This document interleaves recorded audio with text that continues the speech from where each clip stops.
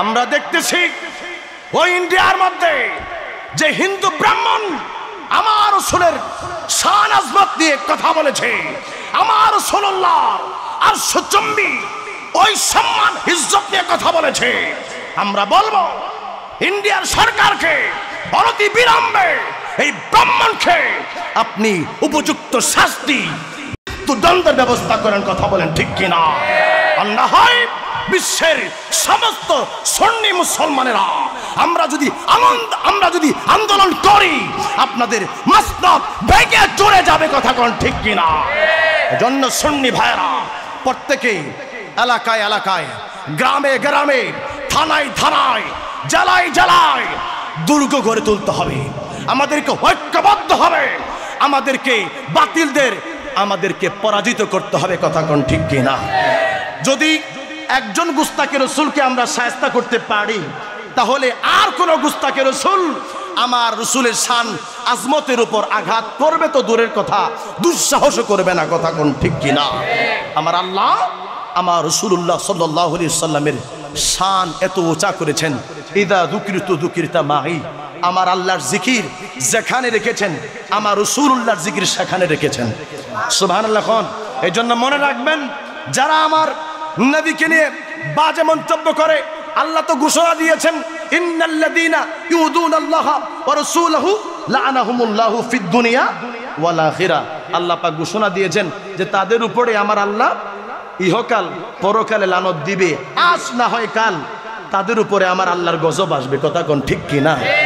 কাজেই সুন্নি ভাইয়েরা, আমাদের আহলে সুন্নাত ওয়াল জামাতের পক্ষ থেকে যেই কোনো সময় ডাক আসবে, আপনারা জীবন বাজি রেখে আপনারা আন্দোলনের মধ্যে যাইতে চান কি চান না?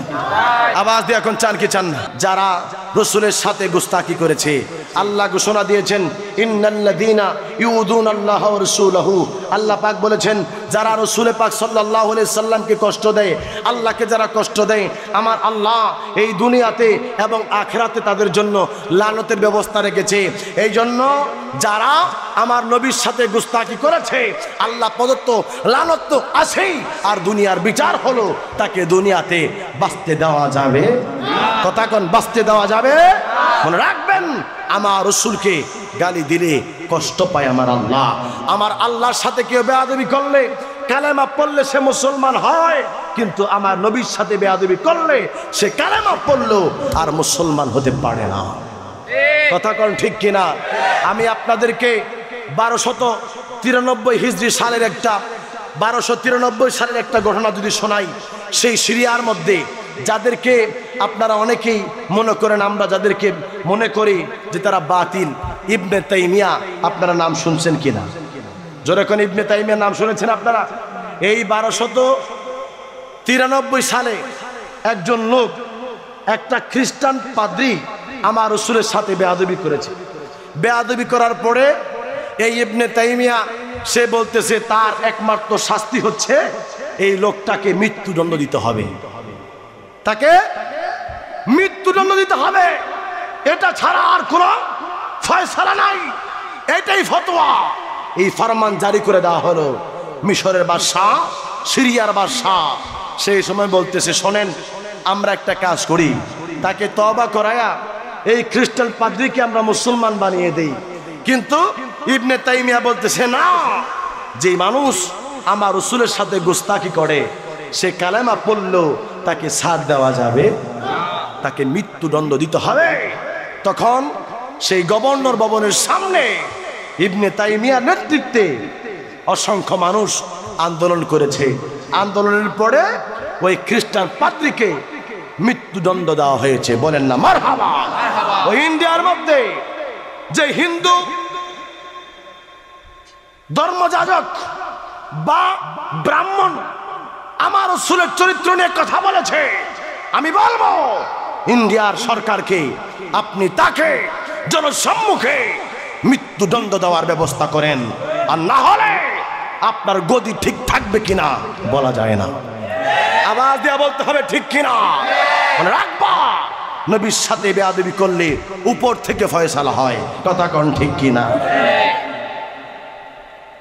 তাদের আপত্তি হলো যে আমার নবী রাহমাতুল লিল আলামিন, যারা এটা আপনারা দেখবেন যারা আমার রাসূলকে নিয়ে কটূক্তি করে, যারা হলো সেই নাস্তিক, যারা ব্লগার এবং যারা বিধর্মী, তারা বলে যে আমার রাসূল 9 বছর বয়সে হযরতে আয়েশা সিদ্দিকা রাদিয়াল্লাহু তাআলা আনহাকে ঘরের মধ্যে নিয়েছেন, 6 বছর বয়সে বিবাহ করেছেন। এই জন্য তারা আমার রাসূলুল্লাহ সাল্লাল্লাহু আলাইহি সাল্লামের চরিত্র নিয়ে তারা কথা বলে, জোরে কন নাউজুবিল্লাহ। বরং আমার নবী যতগুলো বিবি নিয়েছেন, আমাদের আম্মা জান নবীদের স্ত্রী আমাদের কি বলেন না আওয়াজ দিয়ে আরো জোরে, নবীজির স্ত্রী আমাদের মা। যতগুলো বিবি আমার নবী গ্রহণ করেছেন, একজন বিবিকেও আমার নবী ইচ্ছাকৃতভাবে গ্রহণ করেন নাই। আমার আল্লাহ তিনি নিজে বলেছেন আপনি খাদিজাকে বিবাহ করেন। খাদিজা রাদিয়াল্লাহু তাআলা আনহার বয়স যে সময় 40, আমার রাসূলে পাকের বয়স তখন কত? 25। কত জানেন না আপনারা? তখন আমার নবী খাদিজা রাদিয়াল্লাহু তাআলা আনহাকে বিবাহ করেছেন। খাদিজা রাদিয়াল্লাহু তাআলা আনহার ইন্তেকালের পরে আমার রাসূল আরেকজন বিবিকে গ্রহণ করেছেন। তারপরেও তিনার মনের মধ্যে প্রশান্তি নাই, তিনার কাছে কষ্ট লাগতেছে, মনটা কেমন জানি খারাপ খারাপ। আমার আল্লাহ জিবরাইলের মাধ্যমে হযরতে আয়েশা সিদ্দিকা রাদিয়াল্লাহু তাআলা আনহার একটা প্রতিচ্ছবি ঘুমের ঘরে দেখাইলেন। আমার আল্লাহ বলতেছেন, ইয়া রাসূলুল্লাহ, আপনি জিবরাইল যে বলতেছে আপনি আয়েশা সিদ্দিকাকে গ্রহণ করার জন্য আপনি নবী আয়েশা সিদ্দিকা রাদিয়াল্লাহু তাআলা আনহাকে বিবাহ করেন, জোরে কন্না সুবহানাল্লাহ।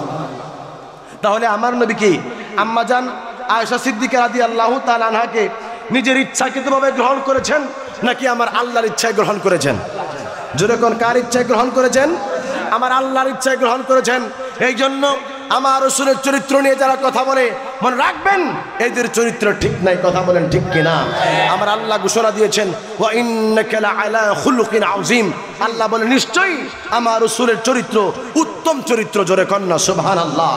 মনে রাখবেন আপনার আমার চরিত্রের সার্টিফিকেট দেয় আপনার আমার চেয়ারম্যান সাহেব, আপনার আমার এমপি সাহেব, কিন্তু আমার নবীর চরিত্রের সার্টিফিকেট এই দুনিয়ার কোনো মানুষ দেয় না। আমার নবীর চরিত্রের সার্টিফিকেট দিয়েছেন আমার আল্লাহ, জোরে কন্না সুবহানাল্লাহ। আল্লাহু আকবার। ইয়া রাসূলুল্লাহ ডেকে লাও রাসূলুল্লাহ রাজা পাকের কিনারে, ডেকে লাও রাসূলুল্লাহ রাজা পাকের কিনারে।